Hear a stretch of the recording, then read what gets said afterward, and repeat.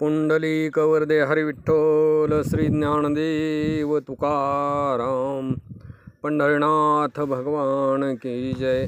प्रभु रामचंद्र भगवान की जय। पवनसुत हनुमान की जय।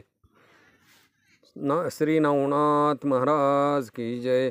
84 सिद्धनाथ महाराज की जय। अवधूत चिंतन श्री गुरुदेव दत्त वासुदेव हरी।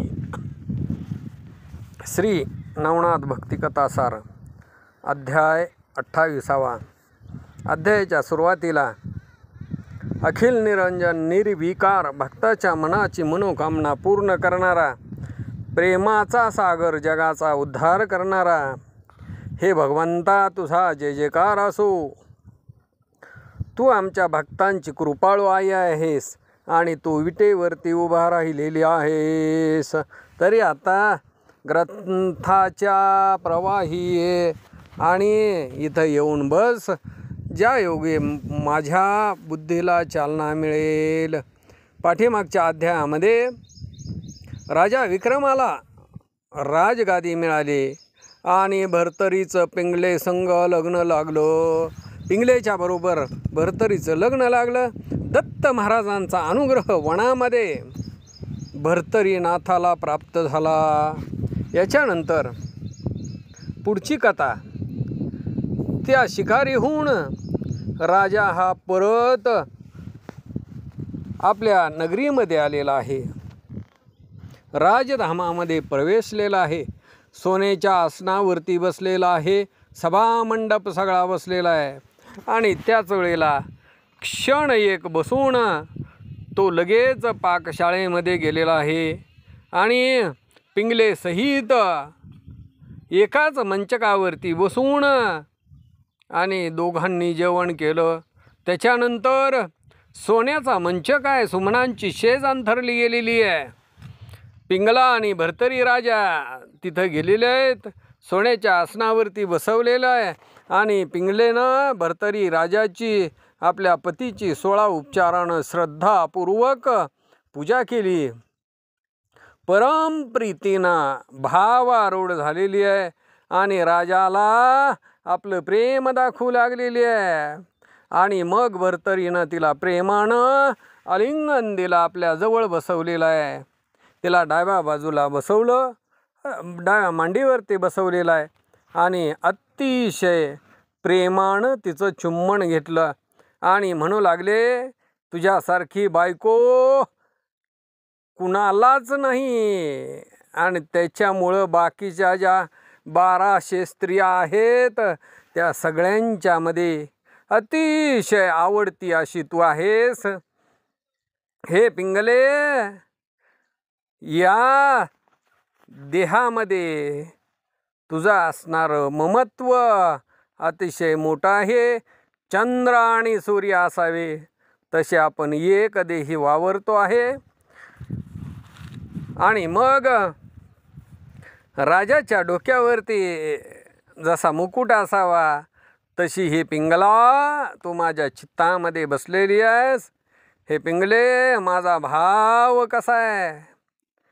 आणि मग अशा पद्धतीने पिंगला आणि भर्तरी ऐक्य रूपानं राहू लागलेली आहेस। जशी साखर आणि गोडी असावी, साखर आणि गोडी ही वेगळी नाहीच, त्या पद्धतीनं हे पिंगला तू माझ्या पाठीशी आहेस। समुद्र आणि त्या समुद्रावरची लहर असावी, ती जशी सागराशी ऐक्यत्व असते त्याप्रमाणे हे सुंदरी तू माझी परम प्रीतीची पत्नी आहेस, लाडकी राणी आहेस, असा भाव दाखवलेला आहे। पुन्हा पुन्हा भर्तरी राजा पिंगलेचं चुंबन घेऊ लागलेला आहे आणि मग सकाम रीतीनं ती रात्र निघून गेलेली आहे। मग एक विचार गहन असा सुचला गेलेला आहे। आनंदानं प्रेमयुक्त अंतकरणानं पिंगला आणि भर्तरी दोघं नवरा बायको बसलेले आहेत। त्यावेळेला पिंगला ही अतिशय गोड बोलू लागलेली आहे। 13 गुणांनी युक्त पूगयेला लवंग कर्पूर, जायपत्रे जाती फळ केशर, कस्तुरी कंकोळ सुधा खादीर, आणि नागवेली दळे.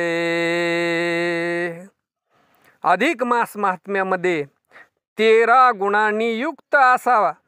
पानाचा विडा म्हणजे त्याच्यामध्ये कोणकोणते 13 पदार्थ आहेत ही ओवी अधिक मास महात्म्यामध्ये सांगितलेली आहे. अशा पद्धतीनं हे 13 पदार्थ त्या पानामध्ये मिसळलेले आहेत. अतिशय प्रेमानं त्या पिंगलेनं आपल्या पतीला भर्तरीला पानाचा विडा दिला आणि म्हणू लागली, हे महाराजा, माझ्या प्राणप्रियेश्वरा, माझ्या मनाचं मनोरथ पूर्ण करणारा मी एक चकोर आहे आणि त्याच माझ्या मनाचं मनोरथ पूर्ण करणारा माझा तू चंद्र आहेस. जसं चंद्रानं प्रेमाचा वर्षाव करावा आणि पौर्णिमेच्या रात्री चकोराची तृप्ती व्हावी, तशा पद्धतीनं हे पती परमेश्वरा, आपण माझ्यावरती प्रेम करत आहात. तरी तुमची आणि माझी गाठ त्या ब्रह्मदेवानं परमेश्वरानं बांधलेली आहे.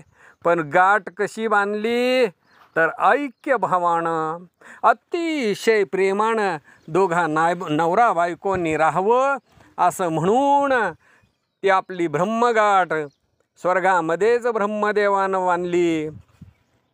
मीठ आहे ते मीठ जसं पाण्यामध्ये मिसळतं, भिन्नत्व दाखवत नाही, आणि त्याच पद्धतीनं आपण राजा आणि राणी शोभत आहोत. अशा पद्धतीचा अर्थ ऐक्यचित्तानं आपण नांदत आहोत. पण हा कृतांत काळ मात्र अतिशय निर्दय आहे. तो कुणाचीही गय करत नाही. तो कधी कुणावरती घाला घालील हे सांगता येत नाही. आणि म्हणून माझ्या मनामध्ये हरण काळजी आहे. माझं चित्त भयभीत आहे. विषय चित्तामध्ये बुद्धी संचरली गेलेली आहे.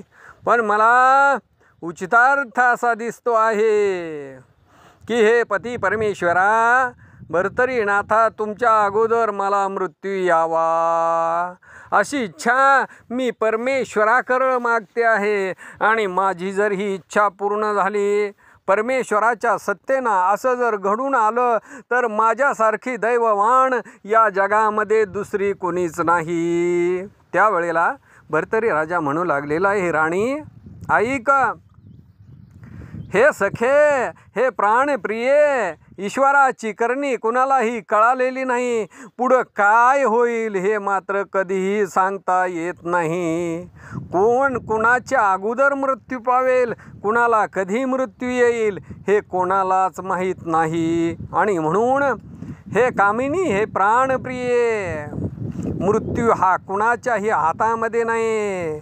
तू मृत्यूला माझ्या अगोदर तू इच्छा व्यक्त करते आहे, पण मृत्यू हा अतिशय निर्दयी आहे.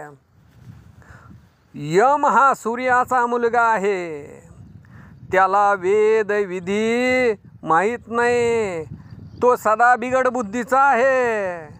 आणि म्हणून तुझ्या आधी मला जर मृत्यू आला मग काय करशील असं बोलल्यानंतर पिंगला म्हणू लागलेली आहे की विधीने असं काही लिहिलं नसेल. निश्चितपणानं हे महाराजा, तुमच्या अगोदर मला मृत्यू येईल. पण अशी जर गोष्ट घडली गेली तर हे पती परमेश्वरा, तुम्ही गेल्यानंतर एक क्षणसुद्धा मी या पृथ्वी तलावरती राहणार नाही. मी या देहाला दाहून टाकीन आणि तुमच्याबरोबर गमन करीन. राजा असं बोलणं ऐकून राजा म्हणू लागलेला आहे, बास कर तुझं हे बोलणं.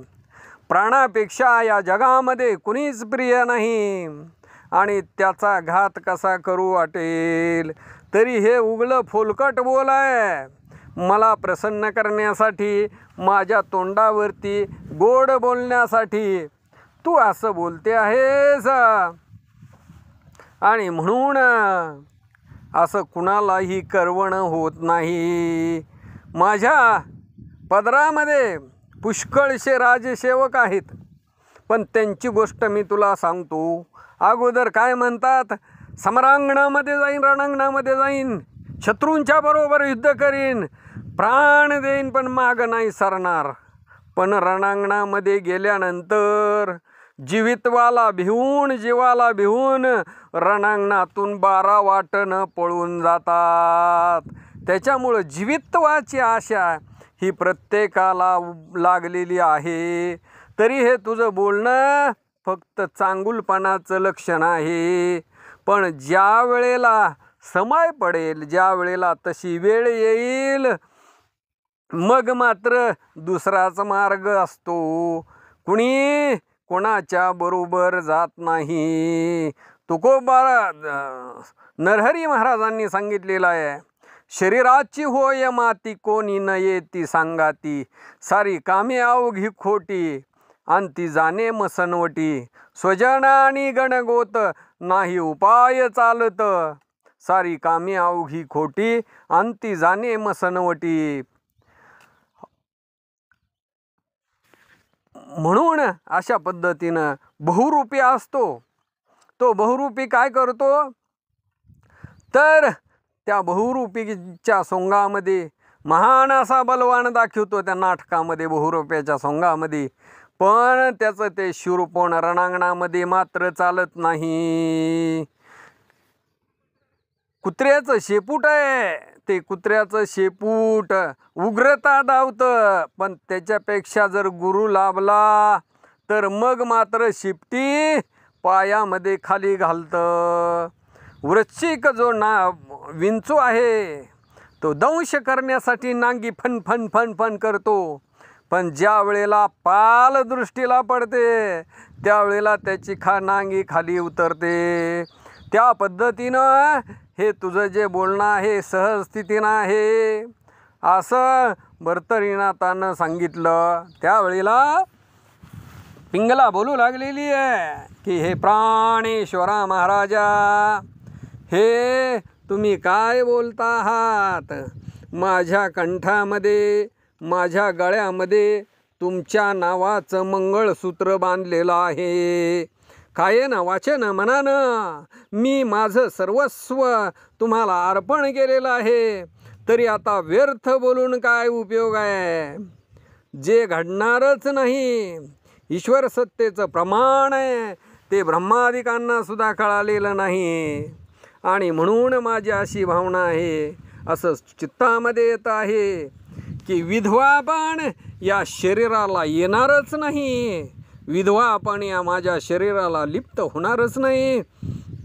तुम्ही जरी म्हणाल की तू कशावरून असं म्हणते आहे, तरी कायेनं वाचेनं मनानं चित्तानं मी माझं सर्वस्व हे प्राण परमेश्वरा मी तुम्हाला अर्पण केलेलं आहे. तरी ईश्वर हा सत्याचा आश्रित आहे, सत्याला आश्रय देणार आहे. आणि म्हणून असं सगळं जग म्हणतं की सत्याचा वाली हा परमेश्वर आहे. तरी विधवा हा शब्द जगामध्ये असेल, पण मला मात्र तो लिप्त होणार नाही. जसं बी पेरावं तसं फळ येतं, आणि तशीच त्याची पुढं सर्व काया दिसू लागते. त्या पद्धतीनं माझी चाली सरळ आहे, तेच फळ पुढं प्राप्त होईल असं बोलून ती निवांतपणानं राहिलेली आहे. पण राजाच्या त्या भर्तरीच्या मनामध्ये ते शब्द साठवून राहिले आणि मनात म्हणू लागलेला आहे, एखाद्या दिवशीचा चमत्कार बघू असा विचार केला. आणि मग पुष्कळ दिवस झाले, अतिशय प्रेमानं पिंगला आणि भर्तरी राजा राणी राहू लागली. सहज एके दिवशी हा भर्तरी शिकारीसाठी वनामध्ये जाऊ लागलेला आहे. आणि वनामध्ये गेल्याच्या नंतर बायकोचे ते शब्द शिकार करत असताना आठवले गेलेले आहेत की आम्ही दोघंजण नवरा बायको बोलत बसलेलो असताना त्याच्यामध्ये मृत्यूची गोष्ट निघाली होती. तुम्ही मेल्यानंतर, तुमचा प्राण गेल्यानंतर तुमच्या संग मी सुद्धा निघून जाईन, या पृथ्वी तलावरती एक क्षण राहणार नाही, असं ती पिंगला राणी बोललेली होती. हे भर्तरीच्या लक्षात आलं आणि मग चित्तामध्ये, मनामध्ये विचार केलेला आहे. हरणाची शिकार करण्यासाठी फिरू लागलेला आहे. त्याच वेळेला एक समोर हरण पाहिलेलं आहे. अतिशय सुंदर असं ते हरण पाहिलं. राजा भर्तरी त्याच्या मागं धावू लागलेला आहे आणि घोड्यावरून धावत असताना त्या हरणाला त्यानं पकडलेलं आहे. ते हरिण खूप थटलेलं होतं आणि ते जिवंत हरिण भर्तरीनं धरलेलं आहे. धरल्याबरोबर काय केलं तर त्याची मान छेदून टाकलेली आहे. आपला मुकुट काढलेला आहे आणि आपला मुकुट काढून, आपली वस्त्र काढून त्या हरणाच्या रक्तानं भिजवलेली आहेत आणि तीच मुकुट आणि वस्त्र त्या हरणाच्या रक्तानं भिजवून सेवकाच्या हाती दिलेले आहेत. आणि भर्तरी सांगू लागलेला आहे की ही सगळी जी भूषणं आहेत, ही रक्तानं माखलेला टोप आणि ही माझी वस्त्र त्या पिंगळेच्या समोर नेऊन टाक. उत्तम अशी झाडाची सावली पाहिलेली आहे आणि त्या झाडाखाली जाऊन राजा बसलेला आहे. सोन्याच्या आसनावरती बसलेला आहे. मृदू गालींच्या अंतरला गेलेला आहे. त्याच्यावरती राजा बसून मंडळींना दूर ठेवलेला आहे आणि एकांतामध्ये ज्याच्या हातामध्ये रक्तानं भरलेली ती वस्त्र आणि टोप दिलेला होता त्याला जवळ बोलावलेला आहे आणि म्हणू लागलेला आहे की हे राजा, हे सेवका, तू ताबडतोब नगरीमध्ये जा आणि नगरीमध्ये गेल्याच्या नंतर ही जी रक्तानं भरलेली वस्त्र आहेत ती पिंगलेच्या जवळ समोर नेऊन ठेव आणि ती वस्त्र तिला दाखव. राजा मरण पावला असं म्हणून सांग. मरण त्याला कशामुळं आलं असं पिंगला विचारील. पिंगलाही तुला बोलेल, पण त्याच वेळेला तू सांग की वाघ जो आहे त्या वाघानं भर्तरीच्या वरती हल्ला चढवला आणि त्या वाघानं भर्तरीचा जीव घेऊन पळून गेला. अशा पद्धतीनं त्या राजानं भर्तरीनं त्या दूताला सांगितलेलं आहे आणि गुप्तपणानं तो जो दूत आहे, तो जो सेवक आहे, तो सेवक नगरीमध्ये पाठवलेला आहे. आणि नगरीमध्ये आल्याच्या नंतर तो दूत राजभवनामध्ये गेलेला आहे. पिंगला राणीला पाहिलेला आहे. तिच्या पायावरती डोकं ठेवलं. रक्तानं व्याप्त झालेली ती वस्त्र आणि तो मुकुट तिच्या हातामध्ये दिलेला आहे आणि हात जोडून बोलू लागलेला आहे, म्हणू लागलेला आहे, महाराज, हे महास्वामिनी. महाराज भर्तरी वनामध्ये शिकार करत फिरत असताना एका जाळीतून अवचितपणानं वाघ उठला आणि राजाला कळालंही नाही. मागाहून त्यानं उड्डाण साधलं गेलेलं आहे आणि राजाच्या नरडीचा घोट घेतला. राजाचा प्राण निघून गेला आणि राजाचं रक्त पिऊन तो वाघ पळून गेला. आताच वनामध्ये त्या भर्तरी राजाच्या प्रेताचं दहन करून सगळा समुदाय परतून येईल असं ऐकल्याबरोबर पिंगला ही मोठ्यानं आक्रोश करू लागलेली आहे. हृदय पिटून घेऊ लागली. जमिनीवरती गडबड गडबड लोळू लागलेली आहे. आहा, निष्ठुरपणानं हे काय बोलतो आहेस असं त्या सेवकाला म्हणू लागलेली आहे. केसानं हात केसामध्ये घातलेले आहेत. केसाचा बुचका हातामध्ये धरलेला आहे आणि लुचू लागलेली आहे. अट्टहास करून हंबरडा मारून रडू लागलेली आहे. पुन्हा जमिनीवरती मस्तक वारंवार आपटून घेऊ लागली. माती मुखामध्ये टाकू लागलेली आहे. म्हणू लागली, जे प्राणनाथा, मला एकटीला सोडून परदेशाच्या ठिकाणी तुम्ही कसे गेला. आहा महाराजा प्राणेश्वरा, काय हा प्रीतीचा मोह झराटला गेलेला आहे. एखादा विहिरीमध्ये उतरावा आणि वरून कुणीतरी त्या दोराला कापून टाकावं आणि त्या विहिरीमध्ये तो पडावा, तशी माझी अवस्था झाली. हे माझ्या प्राणनाथा, माझ्या विना तुम्हाला एक क्षणसुद्धा करमत नव्हतं. आज मात्र माझी प्रीती सोडून परलोकाच्या ठिकाणी तुम्ही कसे गेलात, असं म्हणून आरंभळू लागलेली आहे. त्याच वेळेला तिचा आक्रोश अंतपुरामध्ये समजलेला आहे. राजाच्या 1200 स्त्रिया आक्रोश करू लागलेल्या आहेत, आरंभळू लागलेल्या आहेत आणि आरडत ओरडत त्याही महालामध्ये पोचलेल्या आहेत.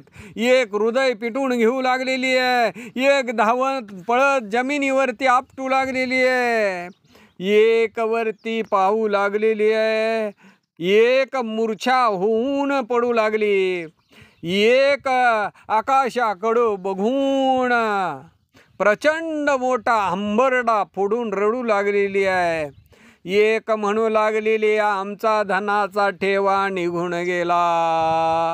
आता या मोहीवरती, या पृथ्वी तलावरती हा सगळा 1200 स्त्रिया सहित पिंगला आज दिनवंत झालेली आहे, असं म्हणून आरंभळू लागलेले आहेत, आक्रोश करू लागल्या, एकमेकींच्या गळा पडू लागल्या, हृदयावरती आणून घेऊ लागलेले आहेत, मस्तक जमिनीवरती आपटू लागल्या. असा अंतपुरामध्ये कोल्हाळ अद्भुत झालेला आहे.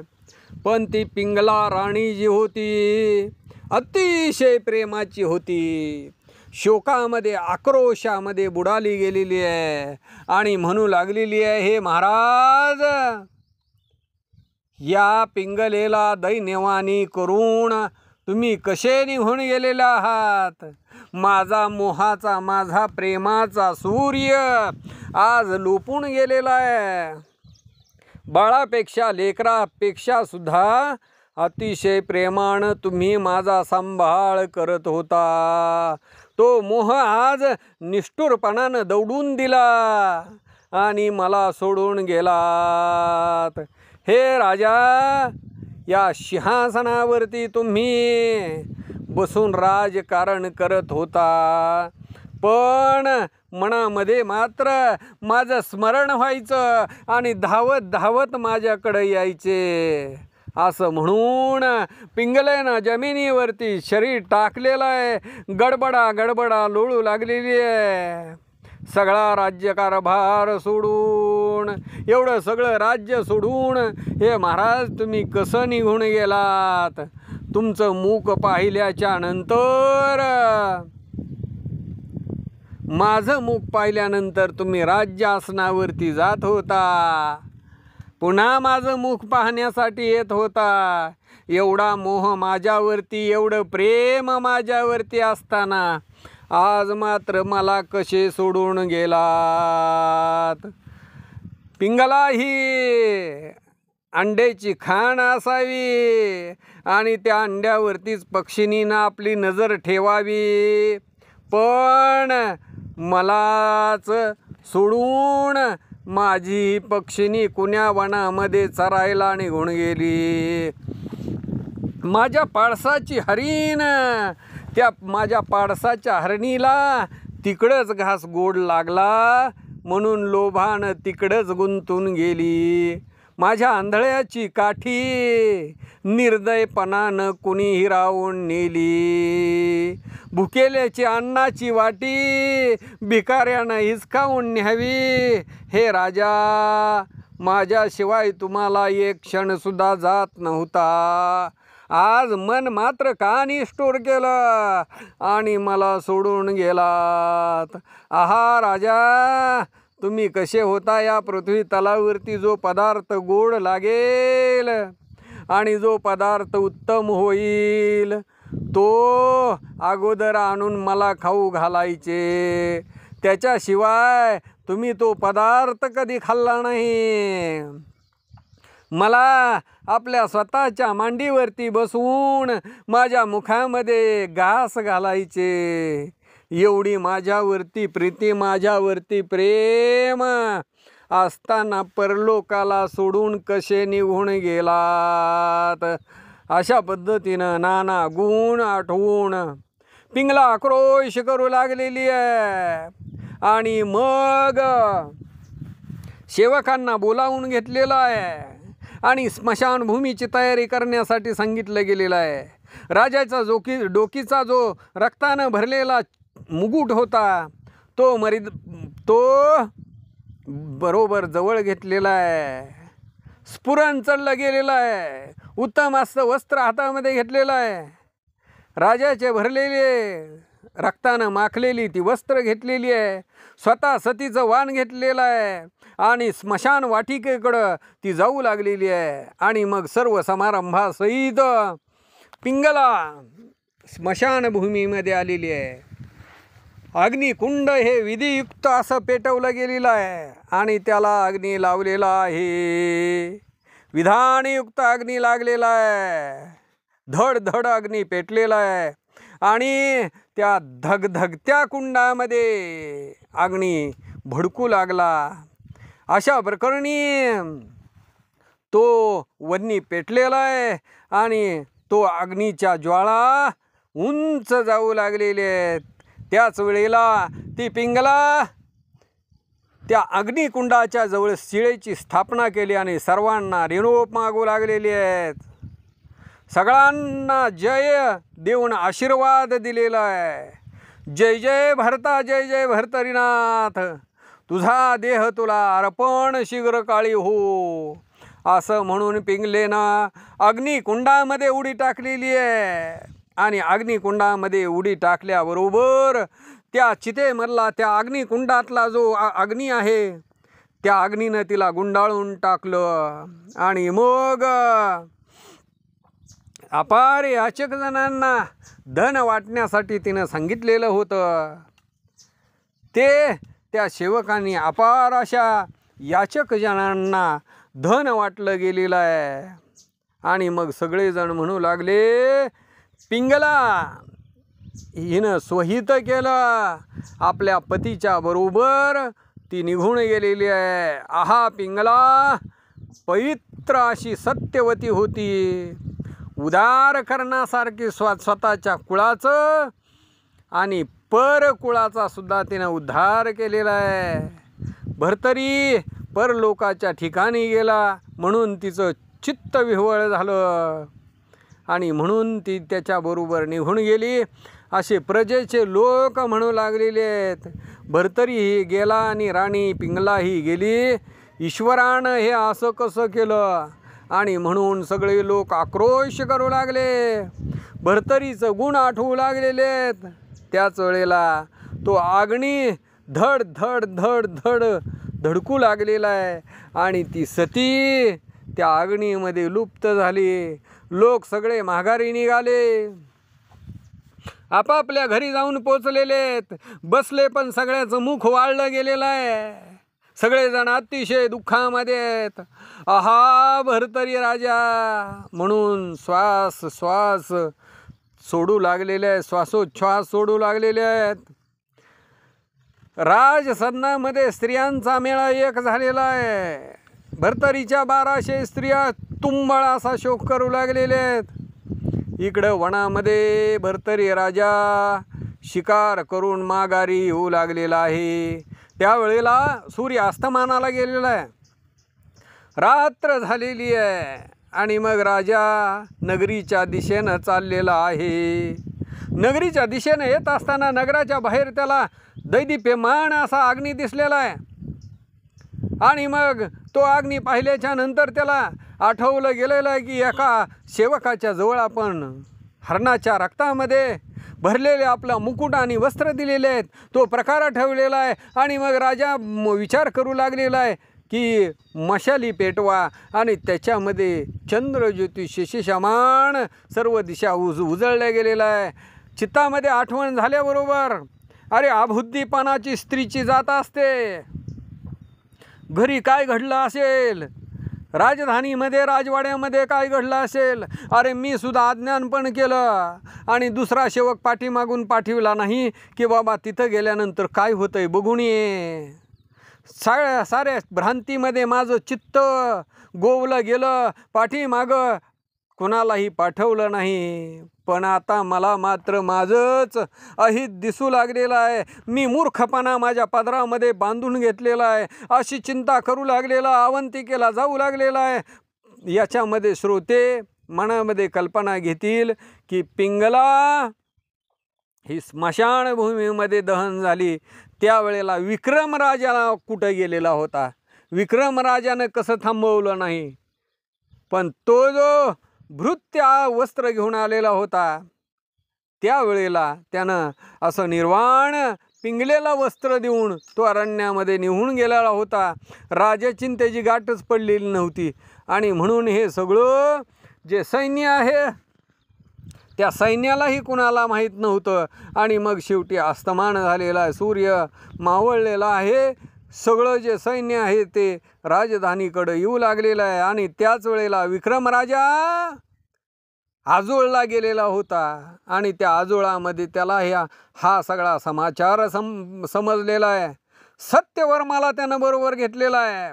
आणि मग सुमती प्रधान चमूसहित शुभ विक्रमरायादी प्रतापवंत सगळ्या मंडळींना राजा घेऊन आलेला आहे.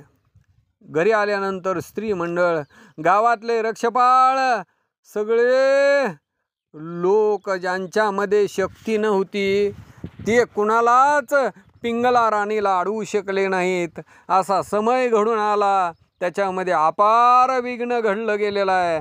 आणि पिंगला ही अबुद्धिरत्न देहांत पावलेली आहे. असो त्यावेळेला मार्ग वाट पाहिली. भर्तरी राजा सर्व लवाजमा घेऊन येऊ लागलेला अवंतिकेच्या जवळ आलेला आहे. गावाच्या जवळ आला त्यावेळेला द्वारपाळ उठलेले आहेत, राजा समोर आले आणि त्यांना आश्चर्य वाटू लागलेलं आहे. भर्तरी राजाला बोलू लागलेले आहेत, म्हणू लागले की कशा रीतीनं नम्रोत्तर बोलू लागलेले आहेत, मुजरे करून निवेदन करू लागलेले आहेत. पिंगलेचा सर्व वृत्तांत भर्तरीला सांगू लागलेले आहेत. म्हणू लागले, महाराज दिवसा एक वनातून शेवक आला, त्यानं दुश्चिन्ह वाणीनं अभद्र बोलून सगळा गाव शोकसागरामध्ये बुडून गेला. त्या शोकाची ऊर्ध्वनळी सती पिंगला ही बळी गेलेली आहे. नर स्वामिनी राणी पिंगला दवडली गेली, ती परत्र देशाला निघून गेलेली आहे. तिची बोळवण करून स्मशानभूमीमध्ये वाट लावून आता सगळे लोक घरी आलेले आहेत. स्मशान वाटिकेमध्ये ती भस्म झालेली असेल, त्याला सुद्धा एक प्रहर म्हणजे 3 तासाचा अवधी निघून गेलेला आहे. असं राजानं ऐकल्याबरोबर अंतःकरण घाबरलं गेलेलं आहे. आणि मग सुखासनातून उडी टाकली आणि स्मशान वाटिकेकडं पळू लागलेला आहे. स्मशान वाटिकेमध्ये पोचलेला आहे भर्तरी, पण आक्रोश करू लागलेला, आक्रोश मांडलेला आहे, अठास करू लागलेला आहे. आताही लगबगेनं धावत त्या स्मशान वाटिकेत येऊन पोचलेला आहे. सगळी चमू पाठी मागून धावू लागलेली आहे. सगळे बाल आबाल वृद्ध सगळे आलेले आहेत. राजा कळवळू लागलेला आहे. राजा स्मशानमहीमध्ये पिंगलेच्या चितेला पाहू लागलेला आहे. आणि मग विरागी होऊन वैरागी होऊन आता पिंगले बरोबर मीही जातो त्या अग्नीमध्ये उडी टाकतो असं म्हणू लागलेलं आहे. पण त्या चमूमधले जे जाणकार माणसं होती, जी थोर वयोवृद्ध माणसं होती, त्यांनी राजाला कवळून धरलेला आहे. स्मशान कुंडीचा जो अग्नी आहे त्या अग्नीला घेरा घालून सगळेजण बसले गेलेले आहेत. राजा म्हणू लागलेला आहे, भर्तरी म्हणू लागलेला, आता प्राण ठेवून काहीसुद्धा उपयोग नाही. या शरीराला आता काहीच आस्था राहिलेली नाही. आणि मग बसल्या ठिकाणी आरंबळू लागलेला आहे. जमिनीवरती मस्तक आपटून घेऊ लागला, हृदय पिटून घेऊ लागलेला आहे, मूर्छना येऊ लागलेली आहे. मूर्छना गेल्यानंतर पुन्हा उठू लागलेला आहे. अग्नीमध्ये मला उडी टाकू द्या म्हणू लागलेला आहे. अग्नी पाहू लागलेला आहे. पण त्याला अपार अशा लोकांचं वेष्टन होतं. बाकीच्यांनी त्याला घट्ट धरलेलं होतं. त्याच्यामुळं त्याचं बळ काही चालेना. आकाशाकडं बघून आपला माथा बडवून घेऊ लागलेला आहे. घडी घडीला पिंगला पिंगला पिंगला म्हणून आरंबळू लागलेला आहे, ओरडू लागलेला, आक्रोश करू लागलेला आहे. जमिनीवरती पुन्हा डोकं आपटून घेऊ लागलेला आहे. पिंगलेचे गुण आठवून रडू लागलेला आहे. म्हणू लागला, कशी गेली मला सोडून या मृत्यू महिमेवरती, या मृत्यू लोकाच्या ठिकाणी मला एकट्याला सोडून. हे पिंगला, तू परलोकाच्या ठिकाणी कशी गेलीस? हे पिंगला, तुझं मन माझ्याशिवाय एक क्षण सुद्धा तुला करमत नव्हतं. आज निष्ठुर कशी झाली? परलोकाच्या ठिकाणी तू कशी निघून गेली? हे पिंगले, तुझा मी पती नव्हतो, तर तुझा या जगामध्ये शत्रू होतो. आणि म्हणून माझं कुडं फावडं माझ्या मनामध्ये आलं आणि मीच तुला भस्म केलं. आहा, पतित, दुष्ट, दुर्जन, दुराचारी, मूढबुद्धीचा मी आहे. मीच तुझा प्राण घेतला. तरी मी तुझा नवरा नव्हतो, मी तुझा शत्रू होतो.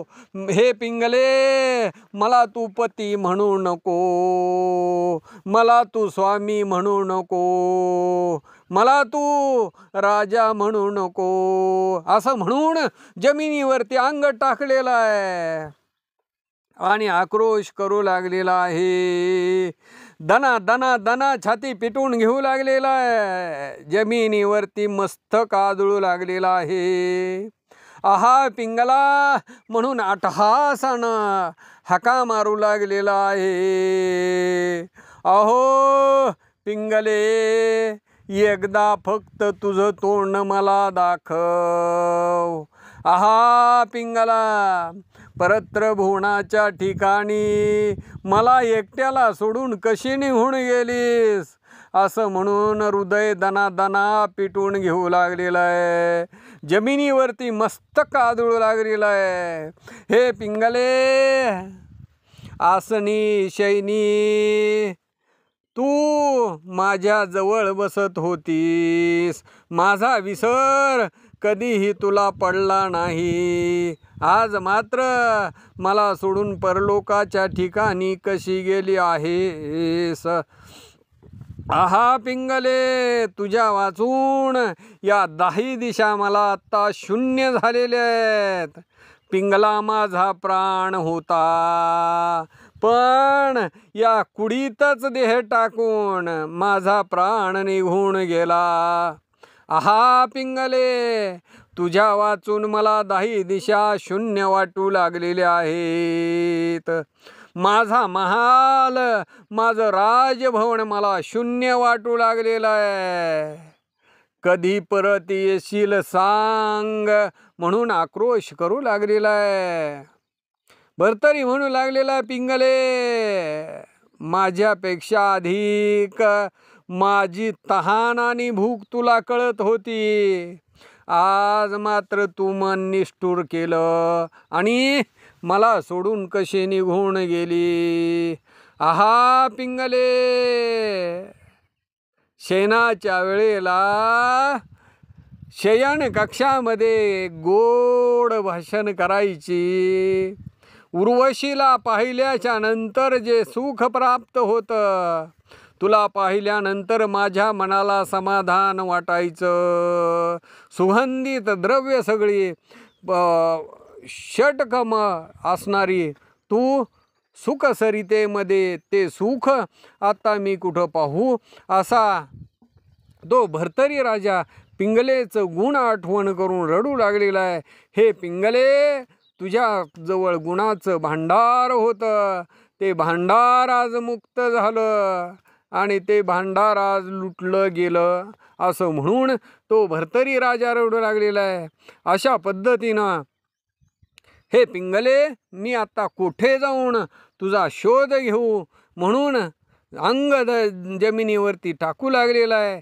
गडबड गडबड लोळू लागलेला आहे. असं सर्व लोकांनी तो राजाचा शोक पाहिला. सर्वांना गहिवरून आलेला आहे.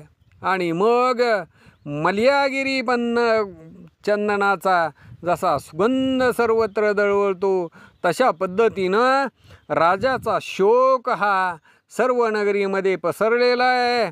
ही वार्ता सगळ्या गावामध्ये पसरली की राजा हा अतिशय दुःख झालेला आहे आणि पुन्हा तो दुःख करू लागलेला आहे. मग गावातले सगळे लोक स्मशानभूमीमध्ये धावून आले. राजाचा शोक पाहिला आणि तेही त्याच शोकामध्ये बुडून गेले. पण माईक सहज स्थितीनं शोक आवरला गेलेला आहे. बहुरूप्याच्या खेळासारखं बहुरूपी जसं खेळामध्ये शूरत्व दाखवतो तशा पद्धतीनं स्मशानभूमीमध्ये गेलेल्याला स्मशान वैराग्य प्राप्त होतं. स्मशानातून बाहेर निघाल्याबरोबर पुन्हा आपल्या संसाराच्या गोष्टी चालू होतात. गुर्जर देशामधली चाल अशी होती की एखादा माणूस मयत झाल्यानंतर रडण्यासाठी भाड्यानं लोक पैसे देऊन लावली जायची. त्या न्यायानं सगळे लोक शोक करू लागले. राजा मात्र शोक सागरामध्ये भर्तरी बुडून गेलेला आहे. त्याचं वर्णन करता येणार नाही. अतिशय थोडक्यामध्ये इथं ते वर्णन सांगितलेलं आहे. अशा पद्धतीनं भर्तरीची शोक अवस्था, त्याची माया चित्तामध्ये उत्पन्न झालेली आहे. आणि ते भर्तरी राजाचं दुःख मात्र लोकांना समजत नाही. लोक सगळे भर्तरी राजाची समजूत घालू लागलेले आहेत. म्हणू लागले, तुम्ही सर्वज्ञ आहात, तुम्हीच अन्य लोकांना बोध करायचा सोडून तुम्हीच आता दुःखामध्ये पडलेले आहात. जे होणार आहे त्याला कोण टाळू शकणार आहे. आणि म्हणून हे महाराज, जे व्हायचं ते होऊन गेलं, त्याच्यासाठी शोक करून काहीसुद्धा उपयोग नाही. आम्हाला तर हे योग्य दिसत नाही. अशाश्वताचा शोक करणं हे शाश्वताला चांगलं नाही. पिंगला आपण ही गेलेली आहे ती कदाकाळी परत येणार नाही. आणि म्हणून आपले जे पूर्वज मृत्यू पावले, एकामागं एक निघून गेले, ते परत इथं आले नाहीत. अगोदर आजा गेला, त्याच्यानंतर नातू गेला, माघारी कोण राहिला, कुणी नाही ऐकला. हे सगळं अशाश्वताचं भरणं आहे. इथं कुणीही राहणार. लोक म्हणू लागलेले आहेत की अशाश्वतासाठी दुःख करण्यामध्ये काय उपयोग आहे. तुम्ही तर पूर्ण ज्ञानवान आहात, तरी व्यर्थ शोक करू नका. आहा जपी तपी सिद्ध साधक नानारूपी कोण या पृथ्वी तलावरती जिवंत राहिलेला आहे. जो जन्माला आलेला आहे त्याला एक दिवस मरायचा आहे. आणि म्हणून जी जी घडी जाईल ती ती सुखाचीच मानावी. ईश्वराच्या नावावरती गोडी ठेवून चित्त स्थिर असावं असा बोध सगळेजण युक्तिप्रयुक्तनं करू लागलेले आहेत. पण भर्तरीचं हृदय मात्र शोक जळामध्ये बुडून गेलेलं आहे. त्या गावातले सगळे लोक भर्तरीची समजूत घालून थकलेले आहेत. आणि मग एकामागून एक उठून आपापल्या घराला निघून गेले. ती रात्र लोटली गेलेली आहे. दुसऱ्या दिवशीचा दिवस उगवलेला आहे. पिंगलेच्या जी चिता होती ती शांत झालेली आहे. अग्नी अदृश्य झालेला आहे. आणि मग तो दुसरा दिवस पुन्हा सगळे आप्तजन तिथं आलेले आहेत. उत्तर क्रिया पूर्ण केलेली आहे. अस्थी सगळ्या गोळा केलेल्या आहेत, पाण्यामध्ये नेऊन सोडलेल्या आहेत. हे भर्तरीनं पाहिलं, चित्तामध्ये पूर्ण विचार करू लागलेला आहे की मी या अस्थी कुणालाही घेऊ देणार नाही. तो कुणालाही त्या अस्थीला स्पर्श करू देना. आपण स्वतः चितेचं रक्षण करून बसलेला आहे. त्या पिंगलेच्या हस्ती ते हाड कुणालाही हात लावू देईना. मग आप्तजन सगळे माघारी निघून गेले. तो राजा तसाच चिंतेमध्ये बसलेला आहे. बसला पण दिवस रात्र झालेली आहे. अन्न पाण्याचा त्याग केलेला आहे. पिंगला पिंगला पिंगला असं म्हणू लागलेला आहे. हे निर्वाणीचं वर्तमान मितुळेच्या ठिकाणी दूतांनी जाऊन सांगितलं.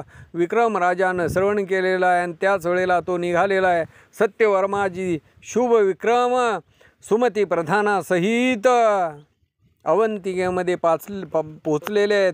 त्यांनाही भयंकर दुःख झालं. स्मशानभूमीमध्ये आले. पिंगला ही चित्तदृष्टीमध्ये आणून अतिशय शोकामध्ये कष्टी झालेल्या, शोकसागरामध्ये निमग्न होऊन गेलेल्या त्या भर्तरीला पाहिलेलं आहे.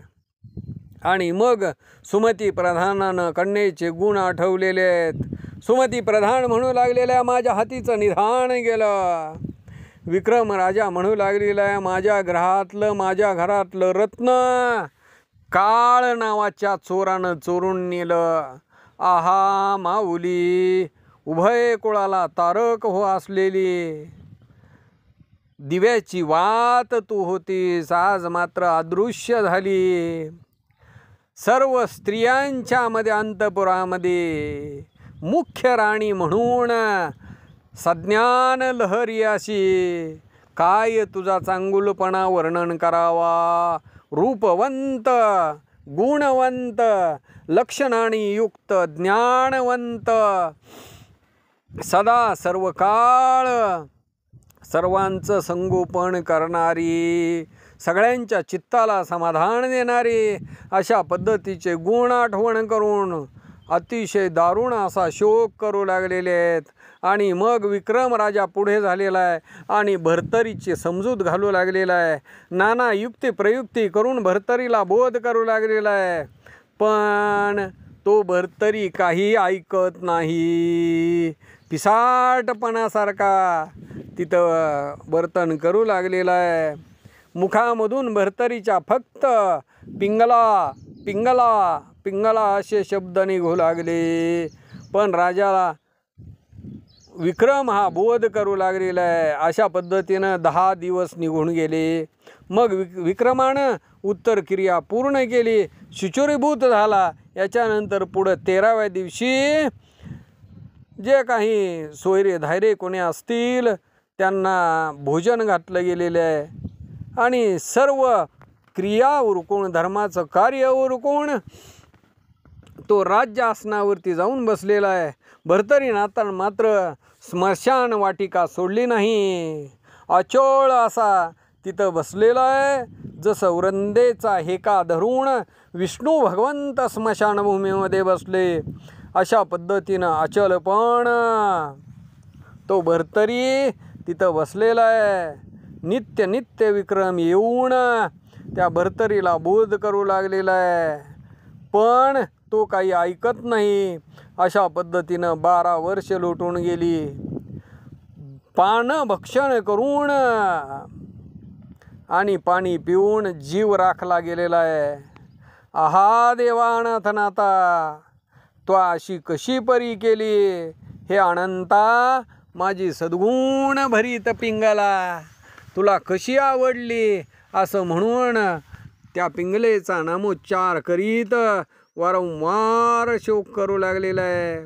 रात्रंदिवस चित्तामध्ये फक्त पिंगला पिंगला आणि पिंगला, पिंगलेचा विसरच पडेना. शरीर हे कृश झालं.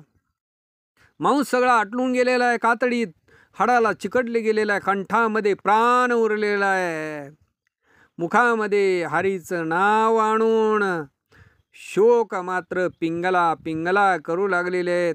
अशा पद्धतीनं 12 वर्षाचा काळ निघून गेला. शरीर हे अतिशय पवित्र झालेलं आहे. शरीर कृष्य झालं. ते अतिशय क्लेश मित्रावरुणींनी पाहिलेले आहेत. पुत्राच्या मोहाचं भरत दाटून आलेलं आहे. आणि मग मित्रावरुणींनी मनामध्ये विचार केलेला आहे की आता जाऊन दत्त महाराजांना भेटावं. दत्त महाराजांच्या जवळ मित्रावरुणी आले. त्यावेळेला ते हुशार ज्ञानवंत दत्त महाराज मित्रावरुणीचा सन्मान केलेला आहे आणि म्हणू लागले, महाराजा, कोण कामना धरून इथं आलेले आहात, त्यावेळेला हे द्विजामध्ये उत्तम असलेल्या, ऋषीमध्ये श्रेष्ठ असलेल्या ज्ञानलतिकेच्या फलद्रुमा तुम्ही सर्व जाणणारे आहात आणि अज्ञानत्व घेऊन मला का विचारत आहात? त्यावेळेला माझा जो तुमचा जो शिष्य भर्तरी आहे त्याची कशी गत झालेली आहे ते हृदयामध्ये आणून विचारा आणि त्याचं विहित करा. मग त्यावेळेला दत्त महाराजांनी हृदयामध्ये अंतर्ज्ञानानं पाहिलेलं आहे. तर भर्तरीनाथ हा पिंगलेसाठी स्मशानभूमीमध्ये शोकाकुल आहे. त्याचं ते क्लेश पाहिलं. दत्त महाराजांना अतिशय मोह निर्माण झालेला आहे. मोहानं त्यांचं चित्त दरवलं गेलेलं आहे आणि मग मित्रावरुणीला बोलू लागलेले आहेत, हे महाराजा तुम्ही चिंता करू नका, तुम्ही स्वस्थानाला निघून जावा. मी भर्तरीच्या उद्देशानं इथं आहे, स्वहित त्याचं मी करीन आणि तुम्ही काहीसुद्धा चिंता मनामध्ये बाळगू नका. माझा शिष्य जो मच्छिंद्रनाथ आहे त्याचा शिष्य गोरक्षनाथ हा ज्ञानवान आहे. तो या पृथ्वी तलावरती तीर्थयात्रा करत फिरत आहे. तो इथं येईल. तो अतिशय ज्ञानवान हुशार आहे. त्याला मी तिथं पाठवीन. तो नाना प्रयुक्ती करून त्या भर्तरीला शुद्ध पंथाला आणेल असं मित्रावरुणीला सांगितलं. मित्रावरुणींना आनंद वाटलेला आहे आणि मग अनुसयात्मज दत्त महाराजांना विचारून मित्रावरुणी स्वस्थानाला निघून गेले. याच्यानंतर पुढच्या अध्यायामध्ये अतिशय सुंदर दीपिका अतिशय मनोहर असा अध्यात्म पुढच्या अध्यायामध्ये 29व्या अध्यायामध्ये नरहईच्या वंशामध्ये जन्माला आलेले धोंडीचा मुलगा मालू हे ग्रंथकर्ते सांगतील. दत्त महाराज गोरक्षनाथांना सांगतील. गोरक्षनाथ हे स्मशानभूमीमध्ये येऊन विरोह अशा शोकातून भर्तरीनाथाला बाजूला काढतील आणि तीच भगवंताच्या कृपेनं कथा आपल्याला ऐकायला मिळेल. स्वस्ती श्री भक्तिकथासार सम्मत गोरक्ष काव्य किम्यागार सदा परिशोध भाविक चतुर 28 अध्याय गोढा श्रीकृष्णार्पणमस्तु. नवनाथ भक्तिकथासार 28तमोध्याय समाप्त. पुंडलिक वरदे हरिविठ्ठल श्री ज्ञानदेव तुकाराम पंढरीनाथ भगवान की जय. प्रभु रामचंद्र भगवान की जय. पवनसूत हनुमान की जय. उमापति महादेव की जय. 84 सिद्धनाथ महाराज की जय. अवधूत चिंतन श्री गुरुदेव दत्त.